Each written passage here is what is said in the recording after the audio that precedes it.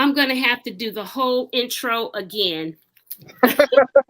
Because I did this, I did this countdown, and I didn't realize, I thought that when the countdown finished, it would automatically go live, and I had to hit the button anyway. So sorry to the audience, I got to That's reintroduce fine. you again. So first we have Dr. Alicia Baker Rogers. Alicia is a retired lieutenant commander. She served our nation very well for 20 years in the U.S. Navy as a nurse. She is the owner of Just a Touch Integrative Health and Wellness PLC, and she resides in the great state of Texas. Carol Gibson is a veteran TV and video producer and is the CEO of Another Ann Arbor, which is a county-based nonprofit that seeks to make visible the culture and concerns of African American communities in and around Ann Arbor, Michigan. She, of course, resides in the great state of Michigan. And Latrice Davis is a former journalist with the Associated Press. She's currently a senior court clerk at Queens County Civil Court. She was appointed to Queens Community Board number 6 by the Borough of Queens President Donovan Richards. Latrice serves on the Aging, Social Services, Disabilities Committee. And among the four of us, she's the closest in acting in an official political civic position. Again, welcome all of you. And to our audience, I forgot to hit the go live button. I was so excited with my little countdown feature that I was using today. So, ladies, again, thank you all for agreeing to talk with me this evening. I'm going to ask each of you in the order in which I introduced you what we discussed earlier. What I'm looking at, what I want you to answer, Alicia, you first, the concerns that you have most, that you're looking at politically in your great state of Texas, and God knows that's probably a lot, but we'll let you start first. That same question is going to be asked of each of you. Hello, everyone. And what I've done is I've tried to give an overview, a synopsis of the at least top 5 things, because just within the last week, there have been several issues that have impacted the state of Texas. So, as of September the 1st, people in Texas, they can carry a gun without a license and without any training. And then there is the Texas Heartbeat Act, which is the trying to reverse the Roe versus Wade, the ban on abortion. And under the voting restrictions, there's 2 items I'm going to hit again. And we just had this Texas investigation into families of transgender children that now Governor Abbott wants for the parents to be classified as abusing their children. And then I'm going to look at the overview of our primaries. We had our primaries on March the 1st. So again, the gun carrying, I think that goes without further deliberation, but it's dangerous. I mean, to be able to carry a gun without a license and without appropriate training. Have you run into people, Alicia, and you're going out like to Walmart or whatever with people just brandishing guns, weapons visibly? No, not personally. I haven't. No, but I'm in the suburb of Austin, and you may find that more in rural communities. I'm not certain, but it is disconcerting. Having been prior military, I was trained in the 9mm, but at least I had some training. Right. And so just think about that. And for in Michigan, I'm switching states, but the incident that happened in the middle school, or was it the high school, where the youth had the gun. Mm-hmm. So it was high school, yeah. Right, high school. But still, It's access, and that is what's dangerous. All right, moving on to the ban on abortion. Just as of last Friday, the Texas Supreme Court, they upheld the Texas Texas heartbeat, which says that after there is a cardiac activity, that a woman cannot have an abortion. And I'm disappointed in the Supreme Court, because what they did, they kicked it to the Fifth Circuit Court, which kicked it back to the Texas Supreme Court, and they upheld that. So, the Supreme Court should not have upheld it until it is deliberated in June. So what's going to happen in June with the Supreme Court, because of Mississippi, they're looking at that in terms of the big overall thing for Roe versus Wade, which will impact a lot of different states. So that's the issue, So right now, it can be enforced by private parties. Individuals can file civil lawsuits, and the penalties are starting at $10,000. That's what's in place right now for women, and it's upheld. So a lot of women are going to surrounding states like Oklahoma and New Mexico, and that's very impactful. So then we're talking about voting restrictions, and because we had our primaries, so the voting restrictions that were put into place, there was the end of the 24-hour early voting. Now residents can't send vote by mail applications to voters who haven't asked for them.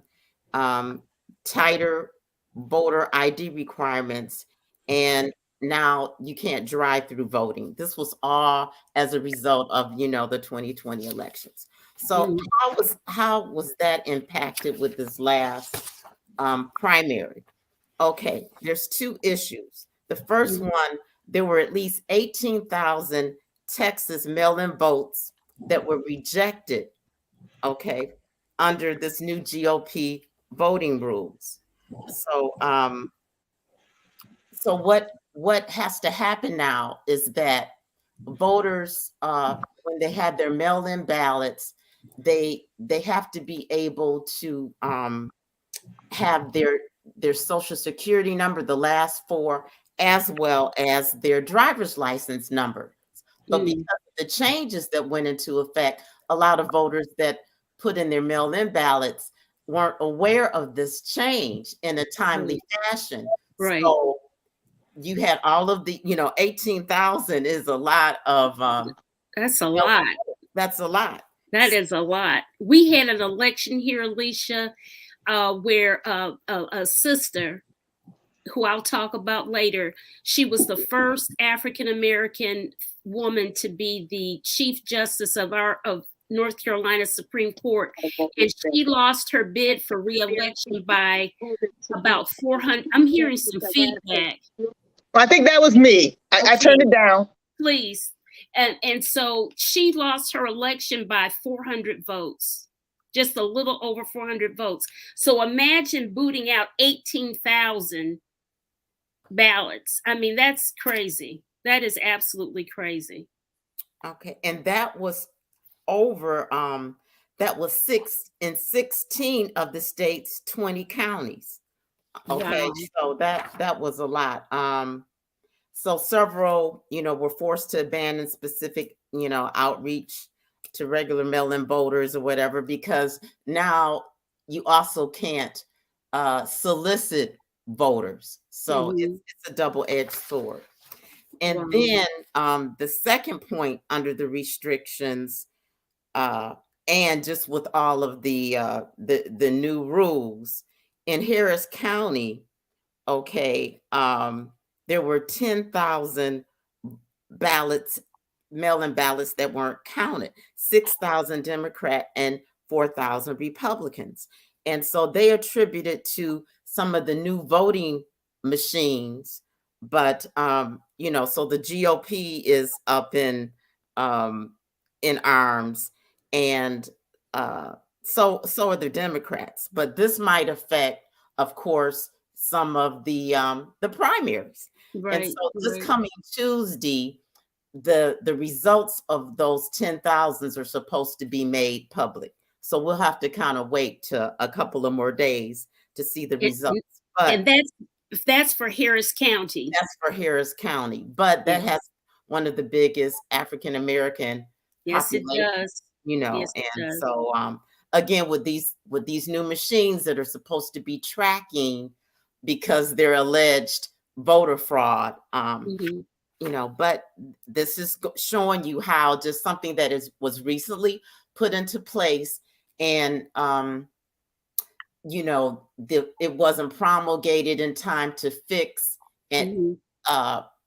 problems or perceived problems in a Mhm. timely manner, and this affected a lot of voters, and a lot of them are those that are disabled and Mhm. those that are over 65 that couldn't get out, you know, to vote. So Right. Right. I'm going to interject here. The reason why this show exists, everyone, for those who've not been here before, it is all about voter education, advocacy, social justice with a mix of culture and the whole pot. And we're coming here today, three sisters here from Texas, Michigan, and New York, talking about what's going on in their area, their neck of the woods, and we can see how it impacts all of us.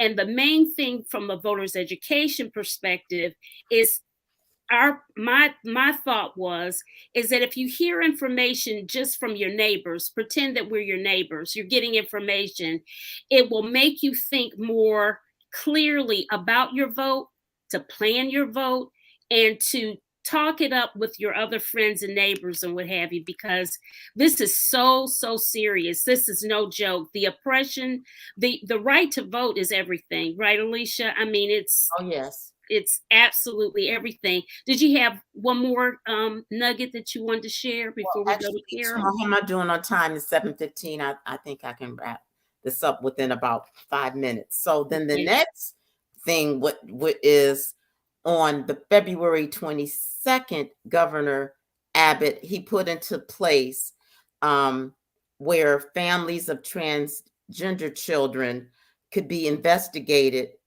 for child abuse if they were engaging their children in gender affirming care. And I'll be honest, I had to look up what actually gender affirming care, you know, was, and it covers a gamut. So some of it is the hormones for transgender, and some is, you know, some surgery, but most minors do not have the surgery. Most minors may have just the hormonal replacement to help to identify whatever gender they identify with. But it's not just for transgender youth. Cisgender, it's also given to cisgender youth who go through puberty early, or like have polycystic ovarian syndrome. So Abbott put this out like a week before the primaries. He put this out February the 22nd, and primaries were March the 1st, you know, less than a couple of weeks. And so again, another strategy to try to get those people in his party to you know, to vote for him. That's what I think. But you know, the mental health and the physical health of these people, they're at stake, because you know what then, and then to actually try to arrest parents for trying to help your children, you know, this is taking us back. And so it's been a temporary block. This still has to go before the Supreme Court of Texas, you know. So this is going to be interesting. This is going to be something to follow. Yes. You know, and studies have shown that transgender adults who received appropriate treatment during adolescence had a decreased incidence of lifetime suicidal ideations than those who wanted to get it but couldn't. So if this goes away, then you'll probably see an increase in suicide among, teenagers and youth. And last but not least, with the results of our primaries. Okay, so I did a little research and looking at the trifectas when we had a Democratic governor, the House was Democrat and the Senate was Democrat. The last trifecta was in 1994. Wow, that was a long time ago. That was a long time ago. The last time Democrats held the House and the Senate here in Texas was in 96. And the last time the Democrats held the House was in 02. So it's been over 20 years that there's been a Republican trifecta. So it's very important that we try to overturn that. There are a lot of people moving into Texas to hope to make it blue. But at the same time, there are conservative people from California moving into a particular county that surrounds the Dallas area. So there might be a balance. I'm hoping we can turn it blue. But so Beto O'Rourke is the candidate for governor. Yes. And it's going to be important that looking at what are some of his positions. When he was running for president, he was like, one of the statements that he said was that, hell yes, we're going to take your AR-15, your AK-47. We're not going to allow it to be used against our fellow Americans anymore. Right. So he's backtracked just a little bit on that, saying that he still didn't think ordinary citizens should own military-style weapons designed to kill people on a battlefield. And, I definitely agree with that. But some of his other points that he's going to try to run on are, when last year when we had the freeze with the grid, and that Governor Abbott, and all of those CEOs, they made more than 11 billion in profit over 5 days. Okay. Oh my God. Yeah. And so, he's looking at that, and he's saying this, he's a supporter of abortion rights, and that, that Abbott really isn't looking at some of the critical issues, which is maternal mortality, shortage of preventative care for women, cervical cancer screening, high rates of teen pregnancy, and looking at, they're saying they're pro-life, but then look at some of the foster care systems in Texas. And this is another issue, but some of the children were recently attacked in state foster care. So it's a handful, but it is. Texas has a lot going on. There's a lot going on. And Beto almost beat Ted Cruz out in 2018. Yeah, only by a 3% margin. So we're hoping that's all we can do. And I've only been here four going on 5 years, but it's like, wow, Texas has been one of those states that other states are looking at, and they're copycat states just waiting to apply some of these things to their legislation. Right. Okay. Woo, Texas. Texas is something else. They've made the national news over and over and over again. My goodness. I want to tell you that some of you that have chimed in that you're backstage, I'll bring you up after my guests do their round robin of talking. In the meantime, you can write into the chat with that link. You can write into the chat any ideas or things that you want to communicate on. Carol, you're next. Carol Gibson from Ann Arbor, Michigan.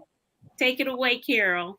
Hello, everybody. Hello. I was just thinking through that wonderful report that Alicia just gave us. In our state, in Michigan, what comes to mind right now is with all the gas tax going up, our governor, Gretchen Whitmer, ran on fix the damn roads, right? And so gas tax contributes money toward fixing the roads. So right now there is an interesting push-pull between our Democratic governor and the Republican legislature. The Republicans want her to cut gas tax here in Michigan. Our governor is saying, no, let the federal government cut it. We need the money. Let the relief come from the feds. So they're trying to back her into a corner and make her cut that tax and make it more difficult to fix all the potholes. Michigan is one of the worst states for potholes due to our trucking regulations. We allow heavier trucks on freeways than other states. And so, and that along with the weather contributes to the bad roads. Also, regarding our governor, you probably heard the national story that there was a plot to kidnap and perhaps kill her. And so defendants are on trial now.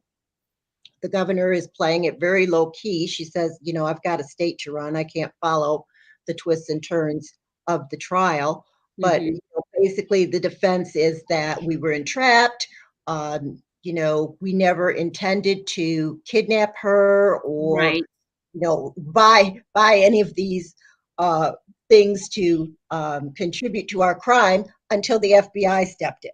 They're blaming it on the FBI. And the FBI made them do it. The FBI made them do it. Do something, right? And so the prosecutors are saying, no, we have them engaging in criminal activity before the FBI ever came in. So that case is ongoing in the state of Michigan. Also, we're dealing with redistricting because we opened up the process to citizens, a citizens commission.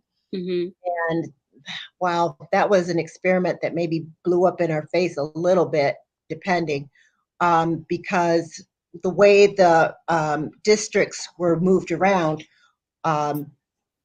we have diluted our African American vote in certain places, even though we had African Americans on the commission. So we're losing Representative Brenda Lawrence. She's retiring. And I know that she's retiring. Who's you, Carol? I got to interject real quick. One of the biggest issues I have, because of course I tell everybody I'm from Detroit originally, been living in North Carolina for years. But what bothers me is that people like her who have been in place for years and years and years, I want to know, all of these Congress people that have been in place for a long time, what is your exit plan? Who are you grooming to be able to take your place?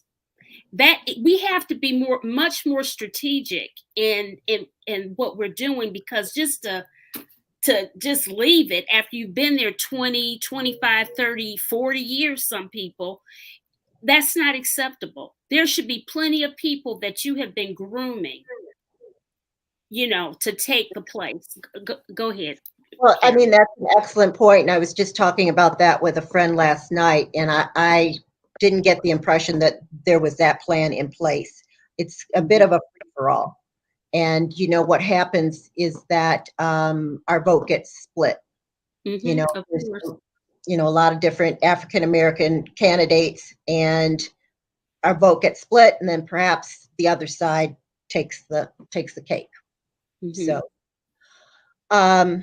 So that's kind of thrown things up in the air. There's a lot of movement.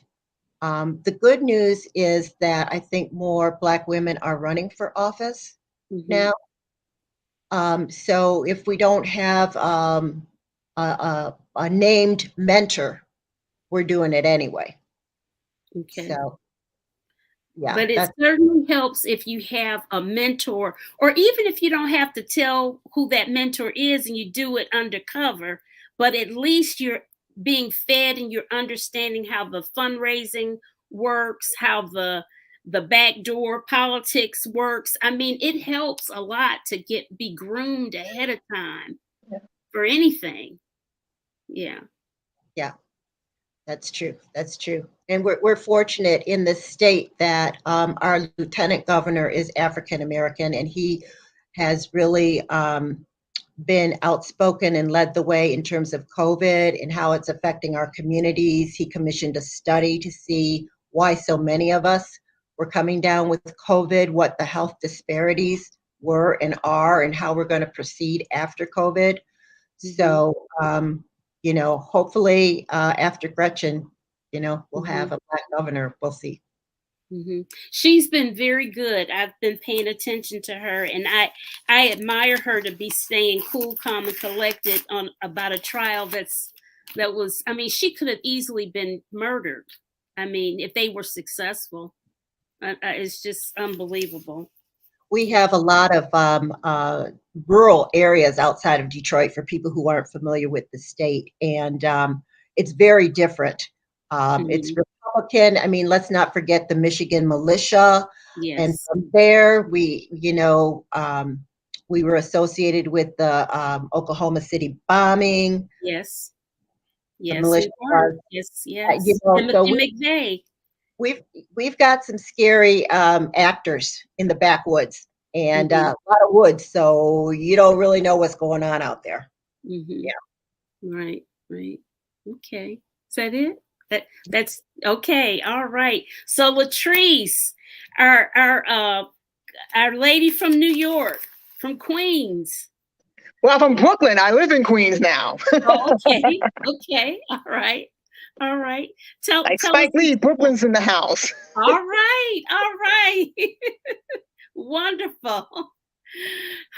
Tell us what you want us to know. Well, first and foremost, thank you very much for extending the invitation. I appreciate being a part of this conversation, and I extend my gratitude to my fellow guests, hearing what's going on in their neck of the woods. As far as New York, though, I mean, we have our share of craziness as well. It may not be as crazy as Texas or Florida, but it's still crazy. I suppose the first thing I should start off with is that, you know, we have a governor's race coming up in November. Our governor is technically up for re-election, even though she rose to power last year as a result of her predecessor's downfall, which I will get to in a minute. Okay. That's a very interesting race in and of itself. The Democratic Party in general seems to be lining up behind her, consolidating power to see Governor Hochul win election this time around, as opposed to being appointed by virtue of what happened with her predecessor. And speaking of her predecessor, Governor Cuomo spoke at a Black church last week. He gave a speech basically criticizing how his investigation was handled. And he said God's not finished with him yet. So there's rumors and chatter, you know, going about that he may run to regain his old job because he had $16 to $18 million in his war chest. The governor's race is every 4 years, and he became governor in 2010. Before that, he was attorney general, which is Letitia James's job. And there's also rumblings that he may go after her because of what happened. Cuomo is very flawed, and I've said that to anyone who would listen, but he did get things done as governor, which is why he lasted as long as he did. His legacy's already been sullied in light of what happened, and I just can't fathom him being that stupid as to throw his hat in the attorney general's race when you have someone who's pretty secure in that position. I don't see Letitia losing that race. I do see her being reelected. And as far as the governor's race, in light of everything that happened, even if he was to win, the state legislature is stacked against him, and I don't see him getting anything done now. Whereas before he was able to get things done, but with the players changing in Albany, I just can't fathom him being so stupid as to want to do that to his legacy, especially in comparison with his father. Right. Again, for all of his flaws, he cares about his legacy in comparison to his father. And for those who don't know, his father was Mario Cuomo, who was governor from 1982 to 1984. And in many ways, he was ahead of his time because he was elected to 3 terms. He got to serve 3 terms, unlike Andrew Cuomo. And he lost his 4th bid for governor because of his opposition to the death penalty, which is technically still on the books here in New York, even though we haven't executed anyone in years. But technically, the death penalty statutes are still on the books. Okay. But his opposition to the death penalty cost him re-election in 94. So Cuomo, he hasn't gone away, but that's probably the biggest story statewide. Well, what will he or won't he run for re-election, or God forbid, for attorney general? On a local level here in New York City, we have a new mayor, Eric Adams. He is the 2nd Black man to become mayor of New York after David Dinkins. And he's only been in office for 2.5 months, but he's made some missteps already. I'm still willing to give him the benefit of the doubt, but it's like you can't keep messing up the way you're messing up, especially given that he has prior experience as a borough president. He was also a state senator before. But one of the missteps he made earlier this year was he had tried to hire his brother, or have his brother Bernard Adams appointed as deputy police commissioner, which isn't a good look with the nepotism. It just, as a PR person, Pam, you're very familiar with optics. Yes. And yet it was a lot of backlash, and ultimately he was able to hire his brother, but not for a salary position. Like, instead of being paid $200,000+ a year as a deputy police commissioner, he's taking an unsalaried position for $1. So that was one of Adams' missteps so far into his tenure as mayor. And as much as I hope it's his last one, I do have concerns that it won't be. But those are the main things going on in New York State and New York City. And as far as being a member of the community board goes, we do a very local things. In addition to being on the Aging, Social Services, and Disabilities Committee, I'm also on the Transportation Committee. So we deal with potholes, where Carol was saying about the roads. We deal with a lot of those things as well. So, and what the past 10, 12 years has taught me is that we can no longer afford to stand on the sidelines. We have to get involved, even if it's just on a smaller level. I'm not an aspiring politician. I'm not an elected official. I'm a civil servant. And what I do as a civil servant is serve the public. I did that as a journalist when I told stories, or in my case, edited stories, because I worked as an online editor. Serve the public interest. And I serve the public interest by providing information and then letting you decide for yourself and your loved ones what you want to do to help improve your lives. But that's how I approach my job as a community board member. Okay. Awesome. Awesome. Carol, are you still there? Oh, I don't know what happened. Yeah, she was there a minute ago because she nodded at my comment. I'm still here. I'm so sorry. I have to charge this battery. I see. Oh, all right. So at least you can hear me. Okay, that's good. At least you can hear us. Okay.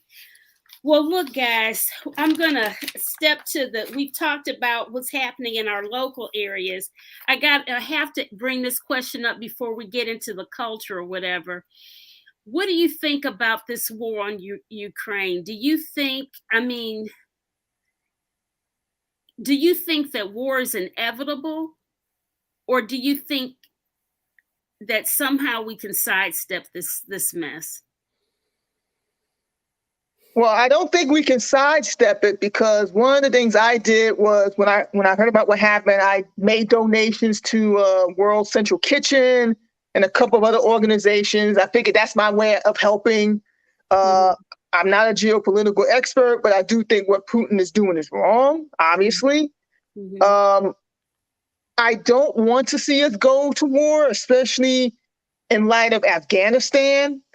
Mm-hmm. And we still have a pandemic going on, contrary to how some people want to behave. The COVID hasn't gone away. So I don't want to see us go to war. Mm-hmm. But as Putin closes in on the capital, I don't see how we can not be dragged into war. Yeah, well, I don't know. Leisha, your thoughts? Well, to me, it's really reminiscent of the prelude to World War II. You know, how Germany invaded Poland and was using propaganda to say, "Oh, Poland this and Poland that." You know, I mean, let's face it.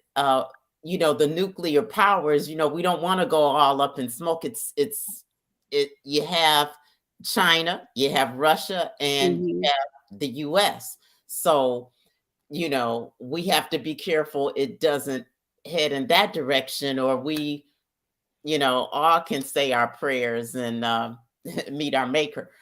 But my thing is, what country next? Does Putin have another country in mind after Ukraine? Oh, absolutely. Absolutely. And he's already bombed real close to Poland today or yesterday. I listen to the news all the time, but I had to kind of turn it off. I heard it was close to Poland. I don't know. And It's so about 30 miles away, I think. Yeah. What did you say, Carol? I think it was about 30 miles from Poland where they hit. That's just down the street. 30 miles. But Poland belongs to NATO. And so then, you know, that's the only reason that we haven't really attacked, because Ukraine is not a NATO country. So then that will change the whole dynamic if the next country is a NATO country. It's really sad, you know, to have thought, you know, 3 weeks ago, who would have thought all these lives would have been lost, you know, and then the effect that is having over here. We're just probably beginning to see the long-term effects. Just gas is going up, but that snowballs and has a domino effect until our other commodities. So well, our other commodities have gone up. I just noticed myself in shopping, the price of milk and eggs have gone through the roof.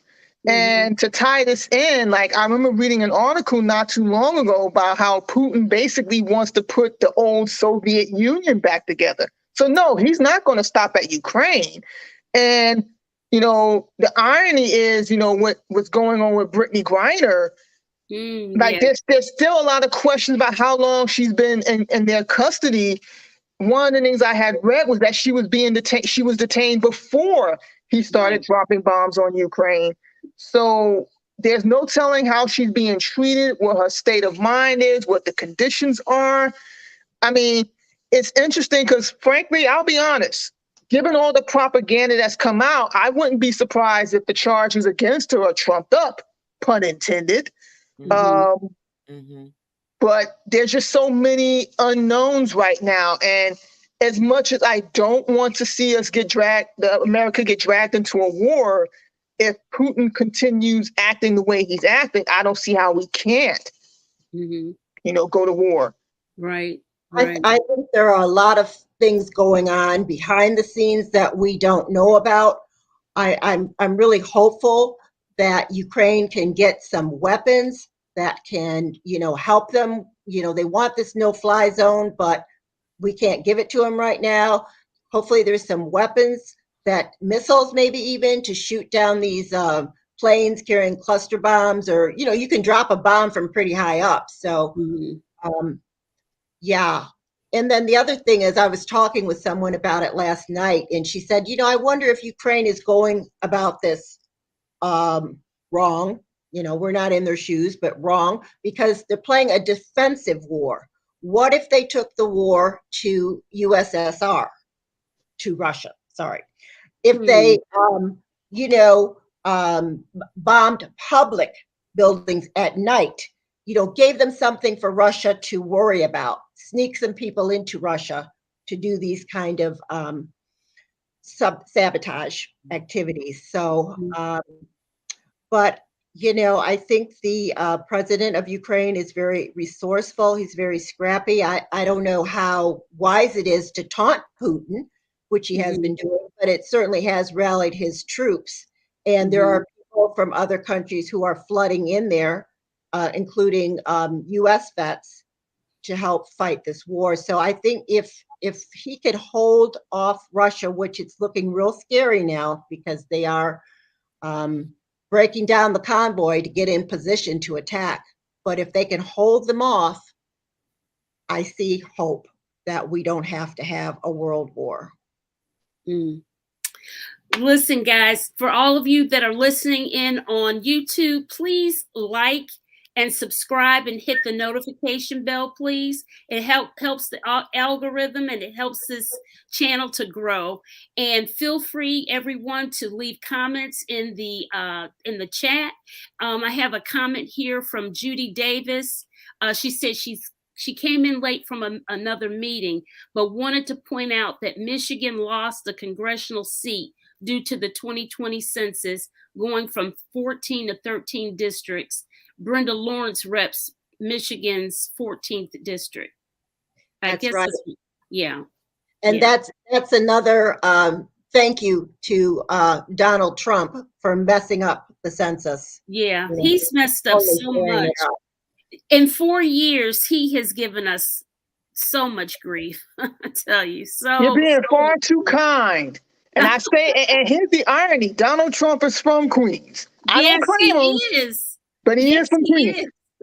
I don't claim him though, but he is from New York. And one of the things, well, many things that I find I still can't wrap my head around is, part of me is like, how did so many people fall for the okie doke? As a New Yorker, I knew Trump for what he was all along, long before he became president, going all the way back to the Central Park jogger trial. And we had a conversation about this before, Pam. I feel Trump gave people like him permission to come out of hiding. Yes. Until recently, I would have shrugged them off like, oh, they're on the fringe. And now I'm realizing the fringe is bigger than I thought they were. And the fact that Trump lost the 2020 election, but it should have been a landslide. And the fact that it wasn't concerns me as well. Because I do think he is planning something for 2024. Yes. I'm going to wait and see how the January 6th commission how that investigation plays out. But I do think but assuming that Trump makes it to 2024, I do think he still has some tricks up his sleeve, for better or worse. I concur with you, Latrice. That was my thoughts too. I was like, oh, this margin that he lost by isn't all that big. You would have thought it would have been a much bigger margin. Like, it could have just as easily gone the other way. And in fact, I have read an article about how basically the only reason Trump lost the election was because of how he mishandled the pandemic. That's the only reason he lost. And I'm just like, wait, in spite of all the other things that he did, like, that's the only thing that was able to take him down? But here we frightening? Are. It's absolutely frightening when you think about it. It's scary. It really is. That you could be working, living, breathing, be neighbors with people that have that mindset. That's frightening to me. Frightening. Yeah. And you would never know until they reveal themselves, which we've been seeing a lot. And I'm the kind of person, and I say this all the time, if a person wants to tell on themselves, who am I to stop them? And a lot of these celebrities have been telling on themselves, whether they realize it or not. Right. Right. And that, again, that's the purpose of this show is voter education. And voter education doesn't necessarily mean something that you read in a pamphlet or a book or a commercial, but the conversations that you hear among people talking about issues and what have you, so that you can be more aware of what's going on in your surroundings and throughout the country. I have some people down below. I'm going to bring up Elaine because the other two people, I don't see their faces. So I don't know who they are. I see, okay, Maria just showed her face. I'm going to add Elaine to the stream. Elaine. Hi, Elaine. Hello. Hello, Elaine. Good evening. I'm Hi, a friend Elaine. of Carol's. I'm from Detroit. Okay. So thank you for, it's been a very interesting conversation. Oh, great. Thank you. Thank you for chiming in. You have comments you want to make or anything? One of the things that I don't have a lot of background information, but what I've been reading is that the war in Ukraine, it's also a religious war. That there is a history in the Soviet Union in terms of the church and in Ukraine, and when there was a separation. So it's more than what's going on politically, but there's also a religious component to the war. That Interesting. that Putin apparently wants the Ukrainian church. They're an Orthodox Christian church, and they want to now take them to be not that part of what they have separated from. So that's something that I'm looking at and trying to understand more. Okay, very interesting. Okay, I see Maria Thompson. I'm going to bring her up. Hello, Hi. Maria. How are Hello, you? everybody. Good, good. Hi.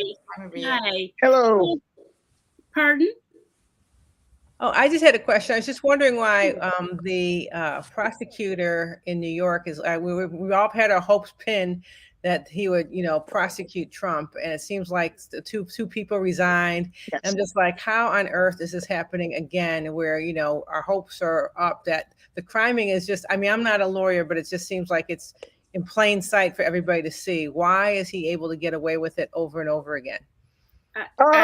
Well, for those who don't know, she's referring to Alvin Bragg, who was recently elected the Manhattan District Attorney. And the two prosecutors who were investigating Trump, they came from the previous administration, which was run by Cy Vance. And they were investigating Trump, not on a federal level, but on a state level for state charges. And from what I understand, and bear in mind, I don't work in Manhattan, so I can't speak to how they do things. But from what I understand, Bragg had misgivings about how solid the prosecutor's case was against Trump. Basically, they were looking for it comes down to what did Trump know and when did he know it? And because Bragg had doubts about the prosecutor's case withstanding cross-examination, I don't want to say it's completely falling apart, but he's not as gung-ho as he was when he first became DA back in January.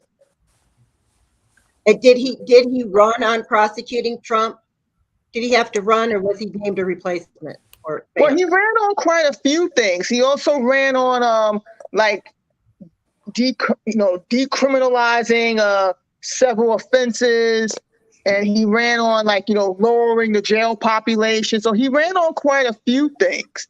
And in fact, when he issued a memo back in January, he received a lot of pushback, because accused criminals being released without bail, and now you're hearing stories about the crime rate going up, which it may or may not be. That goes beyond him, but basically, I think what it is, people are realizing, change isn't easy. It's messy. It's going to be messy. It's not. It doesn't always happen at the pace we want it to. Most notably with defund the police, and we'll get to the whole messenger thing in a minute. But my position has always been, I avoided that phrase because when you hear, language matters. Language is power. It does. We're going to have a whole show about. Oh, you have a whole show? Okay, so I won't. Okay. Trust me. Trust me. And Dr. Judy Foster Davis, I hope Judy already knows that she'll be on that list. She's a professor of integrated marketing communications at Eastern Michigan University. So I'll make sure to have you on that panel as well, because we're going to talk about, because the Dems do a terrible job on messaging, period. So I'll leave it at that. Well, I hope I answered Maria's question. Yes, you did. Thank you. So You're welcome. it's Stacy H. Stacy, can you show me your picture, your face, please? Because you know what? I do know that. Does anybody know who Stacy H is? I do, and she told me Okay. she was not going to be able to join with video, but I Okay. said, come on anyway. Okay, I'll put her on, because what happens is, you can get, I've gotten bombed a little bit in comments on YouTube with people I don't know. So if she's a safe bet. So hi, Stacy. Unmute yourself. Hello. Hi. Hello. Hello. Hey, How are you Stacy, guys? Carol.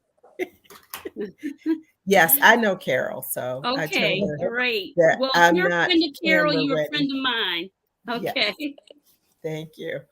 I would comment on some of the things, I live in Michigan, but I also follow the war, and I'm also following the things that are happening in New York and with Trump. So when it comes to the new mayor, I feel like some of his takes on crime might be more along in the stop and frisk kind of frame of mind.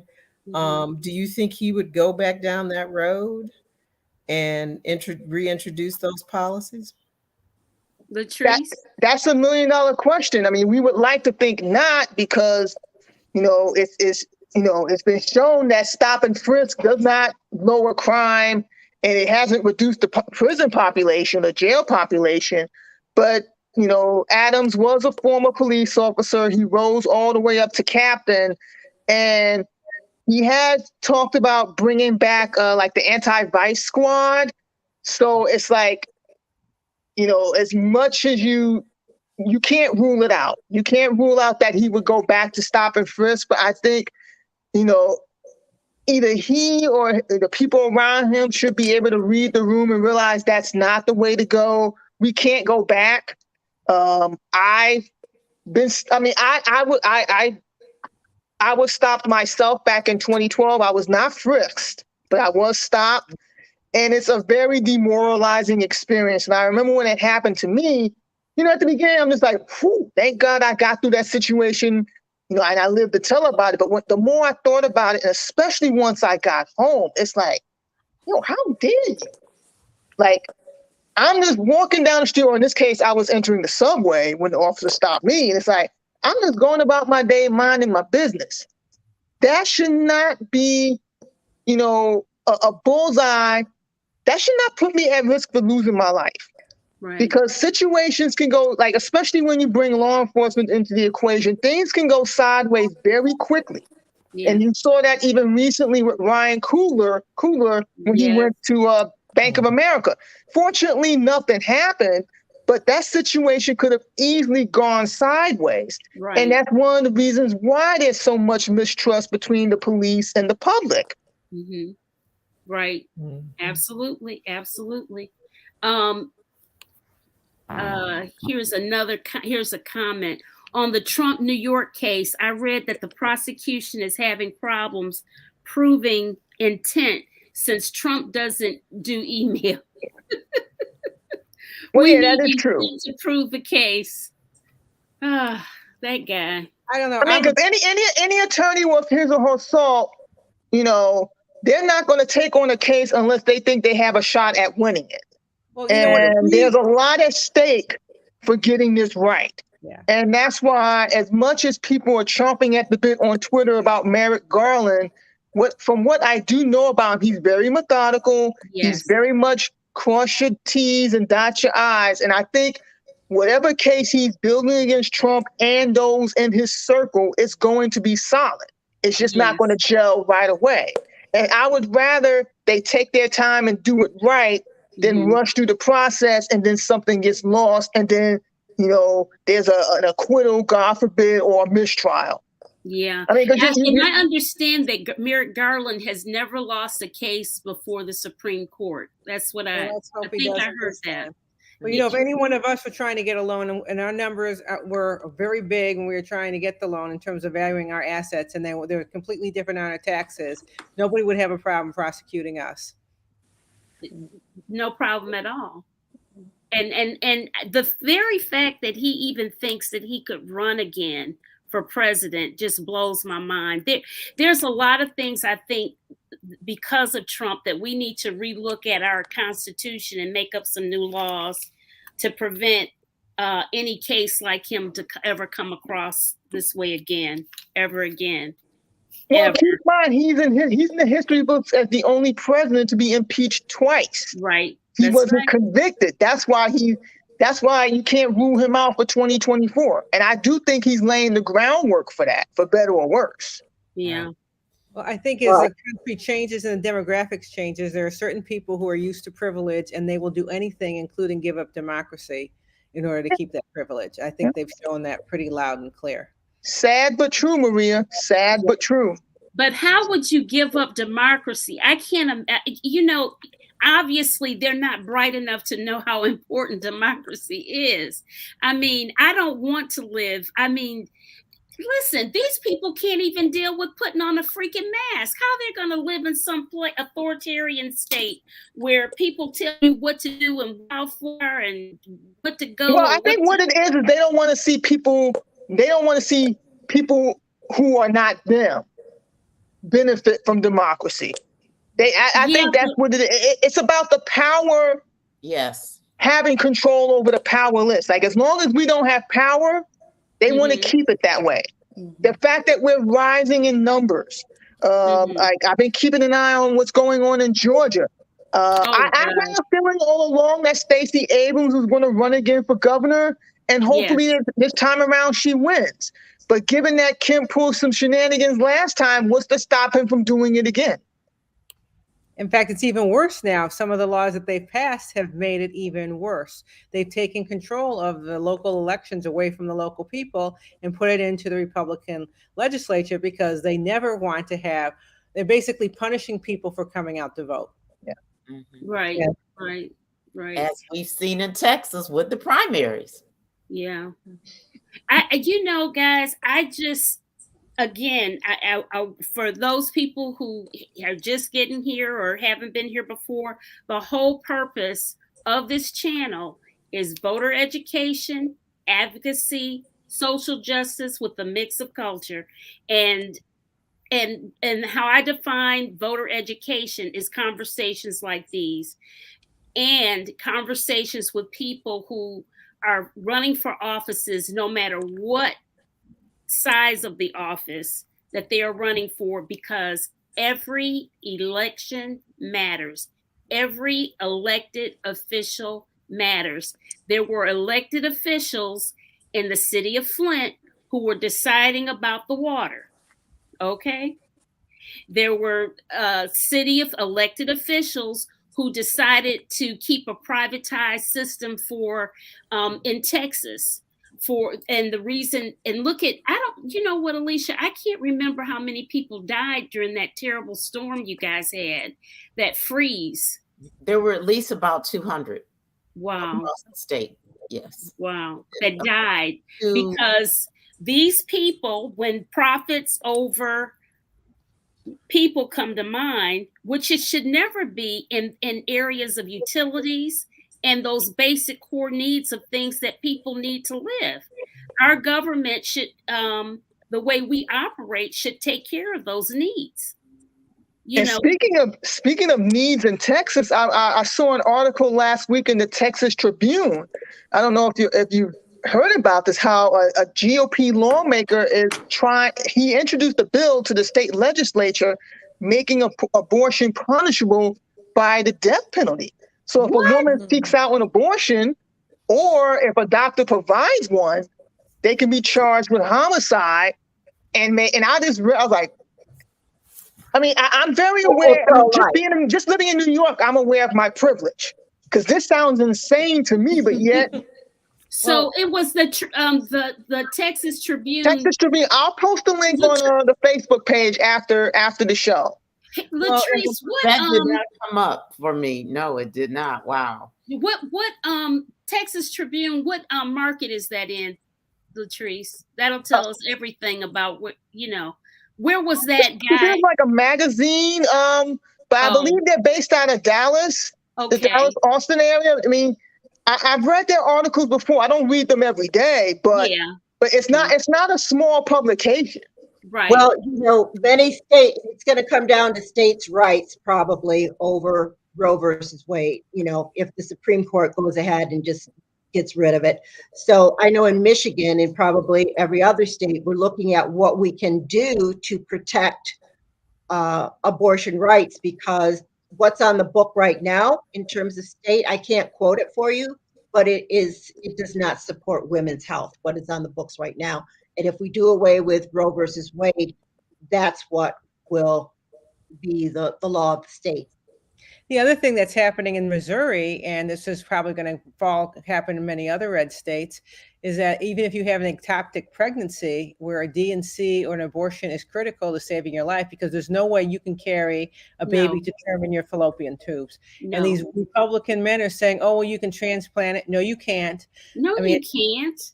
And so they're letting women die. In fact, there was a case yesterday where a woman she had undergoing she had an ectopic pregnancy, and I don't know if it was in Texas or where it was. It might have been in Texas, and they had to fly her to Colorado to get the procedure done because the doctor was afraid of being sued. And you know what's going to happen? Women are going to die, and particularly our daughters are going to die, because Black women, the mortality rate for Black women is much higher when they have babies than it is for any other race. That's right. And because nobody listens to you. I mean, look at they just don't listen to you if you have a problem. Look at Serena Williams, even. Exactly. Yeah.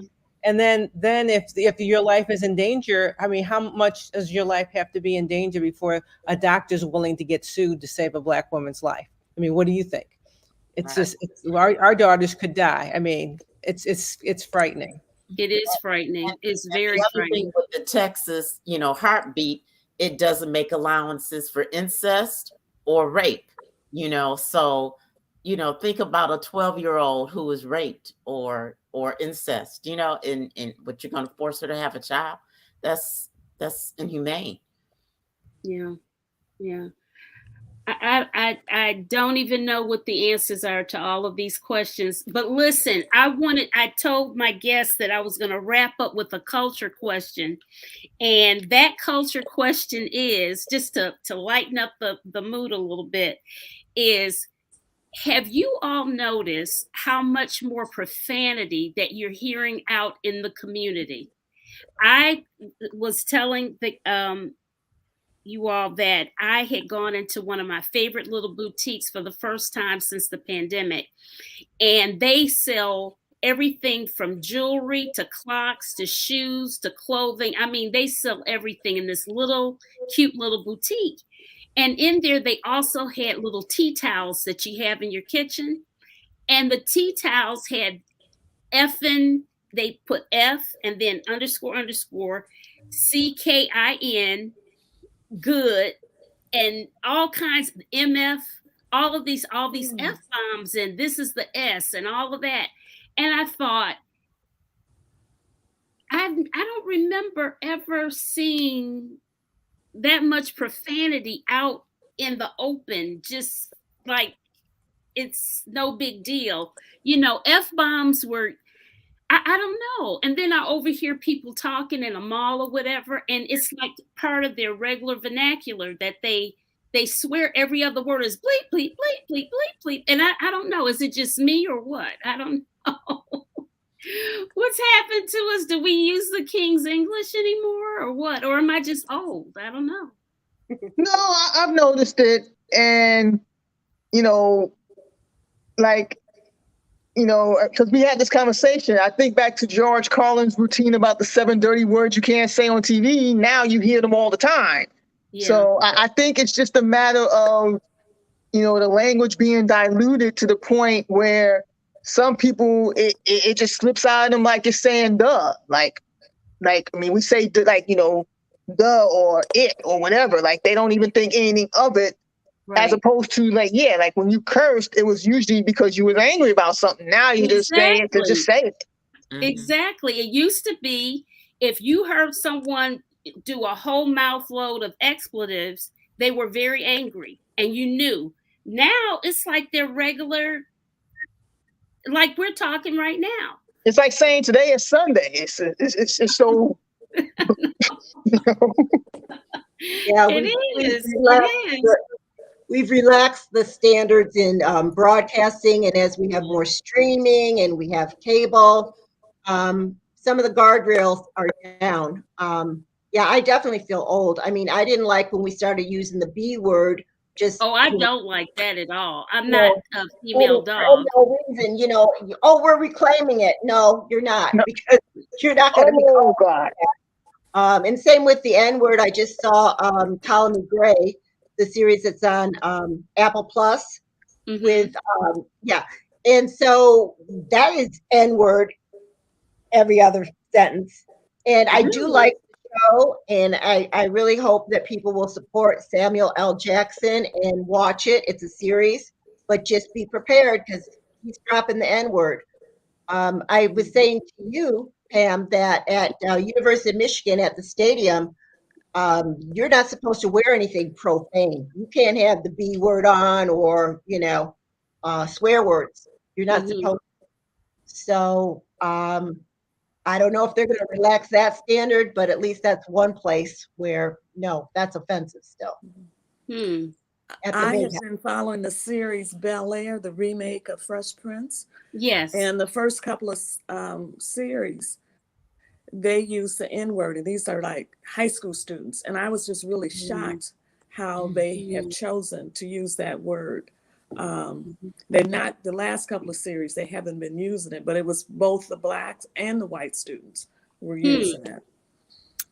I mean, and here's the thing, like when I hear people like this, and this is clearly a youth-oriented thing, how it's a term of endearment. And I'm thinking, with all due respect, that's BS. Like Yeah. for me, there's nothing endearing about it. It's like, okay, if you want to call, if you want to refer to me using a term of endearment, why not just call me your friend or your buddy or even your homie? Why do I have to be your N-word? Or Like your B. I never bought that argument. Yeah. Yeah. I don't buy it either. I don't buy it at all. But too Not. many people do. And that's why you have so much, hang up around that word, because I mean, unfortunately, a lot of people do buy into that, which again, to me is BS, but it is what it is. Mhm. I think it's a question of respect. Yeah. I think it's a question of respect. I mean, we were taught to respect our elders, to respect other people. And those words, the B word, the N words, basically show a lack of respect being thrown at you. And we have to demand respect. I mean, as women in the workplace, as Black women, we have to demand respect, as all people need to demand. And it just seems like there's less civility in the society, particularly the last 4 years. And the whole notion of respect has changed. It has. It really, really has. It has. Definitely. And I think with like in the music industry, some of the guardrails had been put down there, and it just has snowballed into, other arenas. Yeah, Yeah, and I put quotes around music because some of that what they're playing to me isn't music, but Right. That's a whole other conversation. Yeah, that's another. What were you saying, Carol? Everybody was talking about the Super Bowl halftime show, and I'm just old enough where I was like, okay, that wasn't really my music. And I just remember how Black women were portrayed on the videos. That's where the whole B word, became popularized. I mean, I know there are people who love rap and, hip hop. If you're talking about something meaningful, there's hip hop that meant something, and then there's hip hop and rap that just exploited and lowered the cultural standards, in my opinion. So I don't know how great that was to have a whole halftime of hip hop. Yeah. I mean, I think it was a good thing, but you're also right. Like hip hop is an entire spectrum. Like at one end you have Snoop Dogg and Eminem and Dr. Dre, but you also have at the other end of the spectrum, say Queen Mos Def Latifah. or Common. Like all rap is not the same. Yeah. And yeah, it's interesting. It's a conundrum. It's yet another thing that we won't figure out how to change or morph into something. I just remember so not that long ago that if I heard a bunch of young men cursing and stuff, and if they saw you, they go, "Oh, my bad," you know, now it's nothing. It's just like, oh, too bad. Maybe you join in with us. I don't know. It's just a different time. Well, listen, ladies, I have so enjoyed this conversation. I hope that our audience has enjoyed it also. I hope that you all will follow, will subscribe to the channel, to my YouTube channel. And I've run my email address at the bottom of here, remixpolyculture@gmail.com, if you want to be a guest. I'm looking for people who are running for offices. I'm looking for good thought leaders. I'm looking for just people who are righteous, and I don't mean that in a religious term, in their methodology of how they're going to vote. They're going to vote for people who are talking about doing the best for all people. And that is what we need. And Pam, can I just say one thing before you end? Yes, sure. Can we just really lift our African brothers and sisters that are caught up in the Ukrainian war? They're being discriminated at the border or getting on the trains. Yes. And so if you could just really keep them in prayer. It's unfortunate that many of them are students there, and they're not being able to leave as the other people are. Yes, yes. That and yet another thing. And yet another thing. Yeah. Well, I have enjoyed you all so much. I'll be back again next Sunday, same time, 8 o'clock Eastern, 7 Central, and 5 Pacific. And I have enjoyed all of you. And I've enjoyed meeting you, Maria, Elaine, and Stacy. Thank you. And my guests, Alicia, Carol, and Latrice, thank you for coming. No, thank you. Thank you. I enjoyed this conversation very much. We're definitely going to do this again. Yeah, we'll do some more round robin discussions like this. This is great. All right. Good night, everyone. Good night. Good night. Continue to stay safe, everyone. Yes. You as well. All right. Bye-bye. Bye-bye.